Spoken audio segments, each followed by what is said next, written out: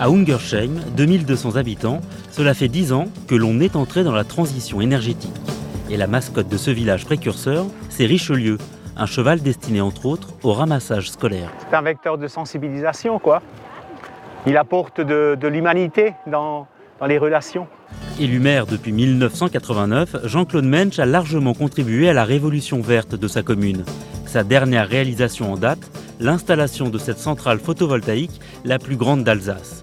Inaugurée en 2012, elle produit l'équivalent de la consommation annuelle de 10 000 habitants hors chauffage. Grâce au loyer, l'équipement génère 40 000 € pour la mairie et a créé 30 emplois tout en fournissant une énergie renouvelable. Dans sa mutation, cette collectivité a également opté pour une chaudière à bois dès 2007, afin de sortir du tout électrique qui prévalait jusqu'alors. Un investissement de 750 000 €, largement pris en charge par l'ADEME, l'Agence de l'environnement et de la maîtrise de l'énergie. Donc cette chaudière de 540 kW alimente 7 bâtiments communaux, dont la piscine avec un réseau de chaleur. Et elle est importante déjà parce que elle économise de l'énergie fossile et par rapport à l'utilisation de gaz naturel, on économise aussi financièrement quelques 30-35%. Voilà, c'est une économie de 30 000 € sur un budget communal. Et la réflexion de la commune ne s'arrête pas au compteur électrique. Avec à l'esprit l'autonomie alimentaire et la volonté de créer un circuit court de distribution, la mairie a acheté 8 hectares de champs qu'elle a confiés à une association. Donc comme c'est du maraîchage bio, le désherbage se fait à la main. À la clé, la création d'une filière de production locale fournit la cantine scolaire.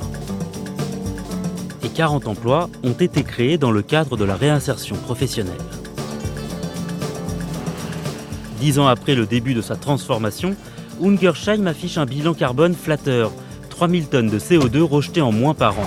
Dans le même temps, la fiscalité locale est restée stable depuis 2005 et au total, une centaine d'emplois auront été créés grâce à toutes les actions entreprises. De quoi vouloir aller plus loin. Voilà, c'est donc un nouvel foisonnement créateur d'activités, d'emplois et de richesses locales.